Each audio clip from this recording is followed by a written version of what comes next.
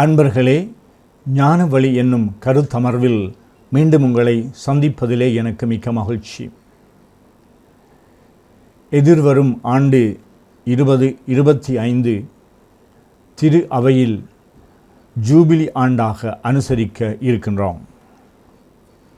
இந்த ஜூபிலி ஆண்டை திருத்தந்தை பிரான்சிஸ் அவர்கள் இம்மாதம் 24ஆம் தேதி, அதாவது கிறிஸ்மஸ் விழாவுக்கு முன்னைய நாள்,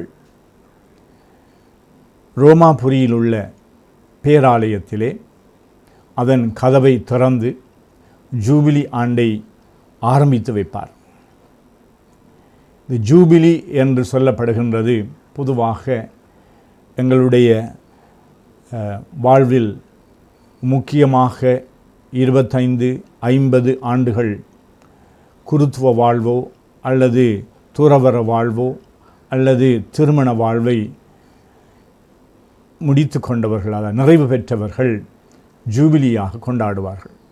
25ஐ வெள்ளி விழாவாகவும், 50ஐ பொன் விழாவாகவும், வைர விழாவாகவும், இப்படி ஜூபிலி என்று சொல்லுகின்ற பொழுது ஆண்டுகளினுடைய ஒரு நிறைவாக கருதப்படுகின்றது. விவிலியத்தை நாங்கள் புரட்டி பார்க்கின்ற பொழுது, விவிலியத்திலே லேவியர் நூலில் சொல்லப்படுகின்றது, 25ஆம் அதிகாரம் 10ஆம் வாக்கியத்திலே, 50ஆம் ஆண்டை தூய்மையாக்கி நாட்டில் வாழ்வோருக்கெல்லாம் தன்னுரிமை அளியுங்கள், அது உங்கள் ஜூபிலி ஆண்டு. அந்த ஆண்டில் நீங்கள் உங்கள் நிலப்பகுதிக்கும் உங்கள் இனத்தாரிடமும் திரும்ப வேண்டும். 50ஆம் ஆண்டு உங்களுக்கு ஜூபிலி ஆண்டு. அந்த ஆண்டு பயிரிட வேண்டாம், தானாக விளைத்ததை அறுக்க வேண்டாம், கிளை நறுக்காத திராட்சை செடியில் நின்று கனி சேர்க்கவும் வேண்டாம். ஏனெனில் அந்த ஆண்டு ஜூபிலி ஆண்டு, அது உங்களுக்கு தூயது. இவ்வாறு இந்த ஜூபிலி ஆண்டை தூய்மையாக கொண்டாடுவதற்காக வேத நூலில் மக்கள் பணிக்கப்பட்டிருக்கின்றார்கள்.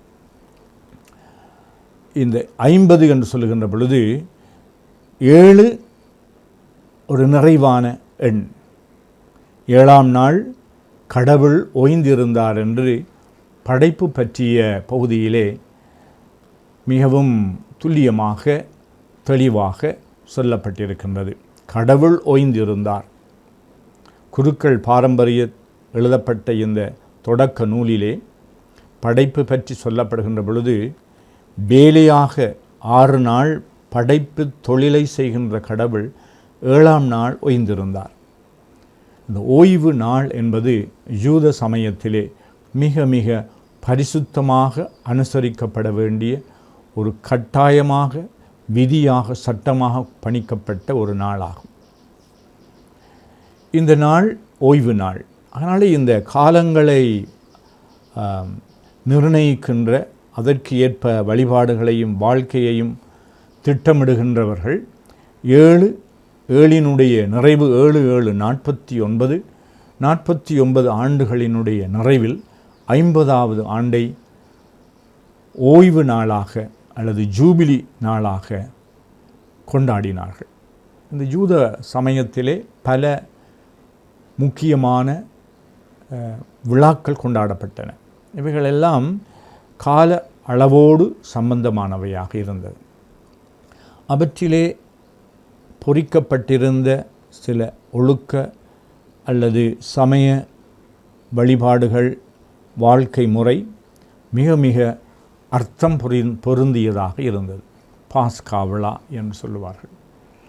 இவ்வாறு இந்த 50ஆவது ஆண்டை ஜூபிலி ஆண்டாக கொண்டாடினார்கள். இந்த ஆண்டிலே 2 முக்கியமான விடயங்கள் அனுசரிக்கப்பட்டது. அவர்கள் இறைவனோடும் மனிதர்களோடும் கொள்ளுகின்ற இந்த உறவை மீண்டும் சீர்திருத்துகின்ற அல்லது சமநிலைப்படுத்துகின்ற நிலையிலே, ஒன்று, அவர்கள் நிலத்துக்கு ஓய்வு கொடுத்தார்கள்.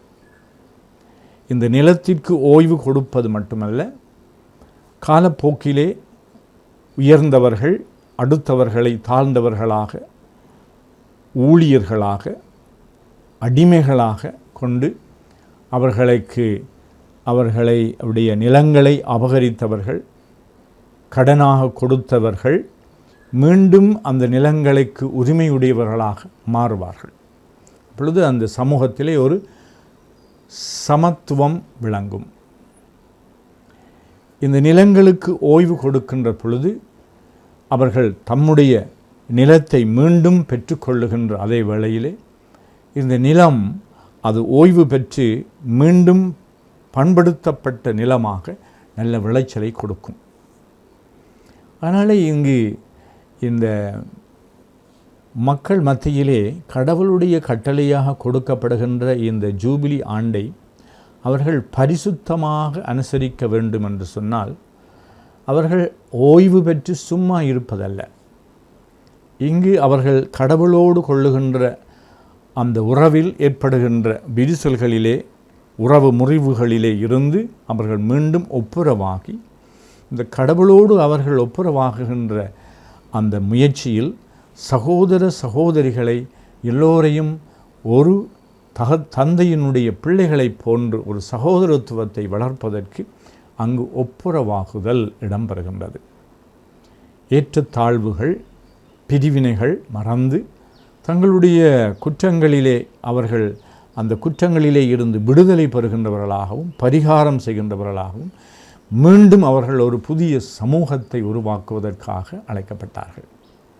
இப்படிப்பட்ட இந்த ஜூபிலி குறிப்பிட்ட காலத்திலே அவர்கள் மத்தியிலே, யூத மக்கள் மத்தியிலே அனுசரிக்கப்பட்டது. ஆனால் தொடர்ந்தும் அவர்கள் முழுமையாக இதை அதே பாணியிலே அனுசரித்தார்கள் என்பதில்லை. இப்படிப்பட்ட சூழலில் சில குறிப்பிட்ட வர்க்கத்தினர்கள் இந்த ஜூபிலி ஆண்டை கொண்டாடி வந்தாலும் திரு அவையிலே இது ஒரு முக்கியமான விழாவாக திருத்தந்தை 8ஆம் பானிஃபஸ் என்பவர் 1300 ஆண்டில் இருந்து இதை ஒரு சடங்கு ரீதியாக அனுசரிக்க முற்படுகின்றார். இங்கு இந்த ஜூபிலி ஆண்டிலே இப்படி ஒப்புரவாகின்ற ஒரு நிலையும் சகோதரத்துவத்தோடு வாழ்வதற்கான வழிகளை உருவாக்குகின்ற ஒரு விடயமாகவும் பலர் ஆயிரக்கணக்கிலே ரோமாபுரியிலே இருந்த பேராலயங்களை அவர்கள் சந்திப்பதற்கு யாத்திரை செய்து வந்து அந்த ஆலயங்களிலே அவர்கள் திறக்கப்பட்டிருக்கின்ற கதவினூடாக செல்லுவது, அவர்கள் இந்த ஆலயத்திலே தங்கி இந்த ஆலயத்தில் வழிபாடுகளில் கலந்து கொள்வதனூடாக அவர்களுடைய தனிப்பட்ட வாழ்விலும் அவர்களுடைய குடும்ப வாழ்விலும் ஒரு புது மறுமலர்ச்சியை, திரு அவையிலே ஒரு மறுமலர்ச்சியை ஏற்படுத்துகின்ற காலமாக அனுசரிக்கப்பட்டது. தொடக்கத்திலே இந்த ஜூபிலி ஆண்டை அதை ஒரு எக்காலம் ஒலிக்கின்ற ஆடுகளினுடைய கொம்பை அவர்கள் ஊதி எல்லா மக்களுக்கும் ஒரு நற்செய்தியை, மகிழ்ச்சியின் செய்தியை அறிவிக்கின்றது போல அவர்கள் இந்த ஜூபிலி ஆண்டை ஒரு மகிழ்ச்சியின் ஆண்டாக பிரகடனப்படுத்தினார்கள். இந்த மகிழ்ச்சி எப்படி வரும் என்று சொன்னால், சமூகத்திலே இருக்கின்ற ஏற்றத்தாழ்வுகள், வன்முறைகள், பிரிவினைகள் இவைகளை கைவிட்டு அவர்கள் மீண்டும் சகோதர சகோதரிகளாக ஒருவரை ஏற்றுக்கொள்ளுகின்ற பொழுது இந்த ஜூபிலி ஆண்டு அர்த்தத்தோடு கொண்டாடப்படுகின்றது. இதை தொடர்ந்து 25 ஆண்டுகள், 50 ஆண்டுகள், 100 ஆண்டுகளுக்கு ஒரு முறை என்று சொல்லி திருத்தந்தையர்கள் இந்த ஜூபிலி ஆண்டை ஒரு மகிழ்ச்சியின் காலமாக அவர்கள் நிவாரணம் செய்து உலகளாவிய ரீதியான மன்னிப்பை வழங்கி ஒரு உலகளாவிய ரீதியான இன மத மொழி ஏற்றத்தாழ்வுகளை களைந்து அங்கு உருவாகின்ற ஒரு புதிய சமூகத்திற்கு வித்திடுகின்றவர்களாக இருந்தார்கள். எங்களுடைய தற்போதைய திருத்தந்தை பிரான்சிஸ் அவர்களுக்கு முன்னதாக திருத்தந்தை ஜான் பால் இரண்டாவது ஜான் பால் அவர்கள் 2 இத்தகைய ஜூபிலி ஆண்டுகளை கொண்டாடினார். ஒன்று 25-50 ஆண்டுகளுக்கு எண்ணி அதை கொண்டாடுவது, மேலும் சில ஆண்டுகளிலே சில முக்கியமான விடயங்களை நினைவு கூர்ந்து கொண்டாடப்படுகின்றது. இந்த ஜான் பால் அவர்கள் 2 ஜூபிலியை கொண்டாடுகின்ற பொழுது 2000வது ஆண்டு பிறந்த பொழுது 2000வது ஆண்டை மாபெரும் ஜூபிலி ஆண்டாக பிரகடனப்படுத்தி கொண்டாடினார். எங்களுடைய தற்போதைய திருத்தந்தை பிரான்சிஸ் அவர்கள் 2015ஆம் ஆண்டு தொடங்கிய மார்ச் மாதம் தொடங்கிய இந்த ஜூபிலி ஆண்டை 2015 டிசம்பர் மாதம் 8ஆம் தேதி முடிவுக்கு கொண்டு வந்து அதை இரக்கத்தின் கருப்பொருளாக இயர் ஆஃப் மெர்சி என்று சொல்லி இந்த ஜூபிலி இயரை இறை இரக்கத்தினுடைய ஆண்டாக கொண்டாடினார். அதன் பின்பு, அதாவது கடவுளுடைய இரக்கத்தின் முகத்தை இந்த உலகத்திலே பிரதிபலிக்கின்ற விடயங்களிலே ஈடுபட்டு இந்த உலகத்திற்கு ஒரு புதிய அத்தியாயத்தை பிறப்பித்து கொடுத்தார்.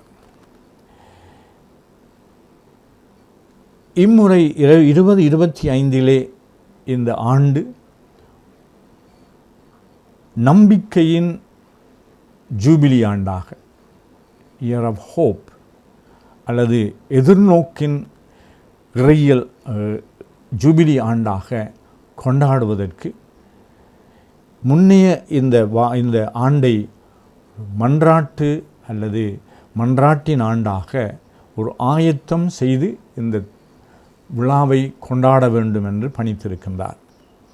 இது வெறுமனே ஒரு ஆன்மீக ரீதியான புத்துணர்வு மட்டுமல்ல, சமூக ரீதியான முறையிலே எங்களுடைய அன்றாட வாழ்க்கையில் எங்களுடைய நாடு ரீதியாக, இன ரீதியாக, உலகளாவிய இன ரீதியாக பல தாக்கங்களை ஏற்படுத்தக்கூடிய அரும்பெரும் செயலாகும். கடந்த பல ஆண்டுகளாக எம்முடைய நாட்டிலே இடம்பெற்ற யுத்தத்தின் காரணமாக இராணுவம் தமிழ் கூறும் மக்களுடைய நிலங்களை அபகரித்து இன்று வரை அவற்றிலே நிலை கொண்டு இருக்கின்றது. இந்த ஜூபிலி ஆண்டிலே எந்த நிலத்திற்கு உரிமையானவர்களோ அவர்கள் மீண்டும் தங்களுடைய அந்த உரிமைக்குரிய நிலத்தை உரிமையாக்கி கொள்வதுதான் இந்த ஜூபிலி ஆண்டினுடைய மிக சிறப்பான ஒரு பண்பு ஆகும். ஆகையினாலே இந்த திரு அவையிலே திருத்தந்தை அவர்கள் இந்த ஜூபிலி ஆண்டை வெறுமனே ஒரு வழிபாட்டு ஆண்டாக பிரகடனப்படுத்தவில்லை. எங்களுடைய நாட்டை பொறுத்தளவிலே இந்த நாட்டினுடைய குறிப்பாக ஆயர் மன்றம் இந்த ஜூபிலி ஆண்டை கொண்டாட வேண்டும் என்று சொன்னால், நீண்ட காலமாக தங்களுடைய நிலபுலங்களை, தங்களுடைய வாழ்வாதாரத்தை, தங்களுடைய சொத்துக்களை அவர்கள் உரிமையாக்கி கொள்வதற்கு அடிப்படையாக இருந்த இந்த நிலத்தை அவர்கள் மீண்டும் பெறுவதற்கான குரல் எழுப்ப வேண்டும்.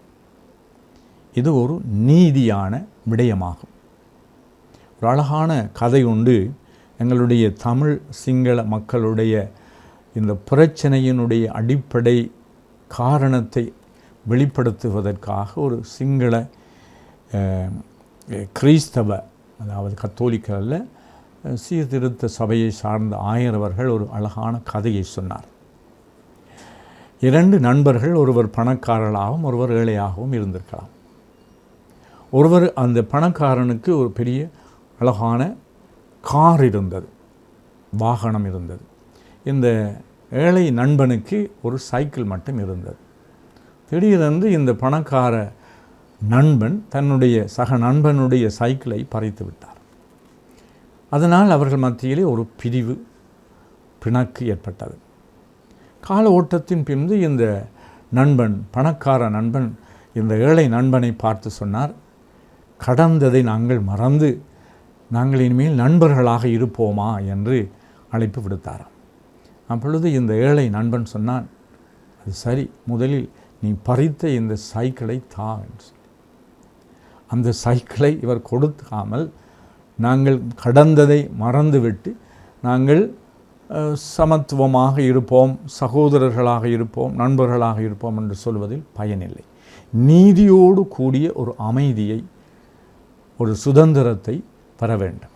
அதனால் இந்த நாட்டிலே இந்த யுத்தத்திற்கு முன்னதாக நீண்ட காலமாக அரசியல்வாதிகள் வாதிட்டு கொண்டு போராடி கொண்டு இருந்த எங்களுடைய தேசிய நிலம் என்று சொல்லப்படுகிறது, தமிழரை பொறுத்தளவிலே, சிங்களவர்களை பொறுத்தளவிலே, ஒவ்வொருவரும் தங்களுக்கு காலகாலமாக பாரம்பரியாக அவர்கள் சில நிலங்களை உரிமையாக்கி கொண்டிருந்தார்கள். சமூக ரீதியாக இந்த நிலங்களை அவர்கள் குடியேற்றத்தினாலே அபகரிக்கின்றார்கள் என்பதுதான் தமிழர்களுடைய அடிப்படை பிரச்சனையாக இருந்தது. மொழி ரீதியாக பாரபட்சமாக நடத்தப்படுகின்றார்கள். அதனால் இங்கு நாங்கள் சமத்துவமாக இருப்போம் என்று பேசலாம். அதை கேட்கின்ற பொழுது இனிமையாக இருக்கலாம், ஒரு நம்பிக்கை பிறக்கலாம். ஆனால் இந்த நாட்டிலே ஒவ்வொருவருக்கும் உரிய அந்த நிலங்களை, சொத்துக்களை பறித்தவர்கள் திருப்பி கொடுக்க வேண்டும். பறிப்பதனூடாக அடுத்தவரை இரண்டாம் தர பிரஜையாக அல்லது அடிமைய நிலைக்கு தள்ளுவார்கள். அதனால் இந்த கிறிஸ்தவ கோட்பாட்டிலே ஜூபிலி ஆண்டை கொண்டாடுகின்ற திரு அவை இந்த எங்களுடைய நாட்டிலே ஏற்பட்டிருக்கின்ற இந்த நில அபகரிப்பையும், நிலங்களிலே குடியேற்றங்களை செய்வதையும், அல்லது இன ரீதியாக அல்லது மொழி ரீதியாக அநீதமான முறையிலே நடாத்துவதும், சொந்த நிலங்களை மீண்டும் இராணுவ அல்லது பாதுகாப்பு என்று சொல்லி அப்படிப்பட்ட கோஷங்களோடு அபகரிப்பதையெல்லாம் இவர்கள் மீண்டும் திருப்பி கொடுப்பதற்கான குரல் கொடுப்பது உலகளாவிய ரீதியான திரு அவையினுடைய பெரும் கடமையாக இருக்கின்றது. அதனால் இந்த ஜூபிலி ஆண்டு எங்களுடைய இந்த நாட்டிலே வாழுகின்ற மக்கள் பறிக்கப்பட்ட உரிமைகளை மீண்டும் அவர்கள் பெற்று சுதந்திரமாக வாழுவதற்கு இந்த ஜூபிலி ஆண்டு எல்லோருக்கும் இறைவனுடைய ஆசீராக இருக்க வேண்டும் என்று வாழ்த்தி விடைபெறுகின்றேன். நன்றி.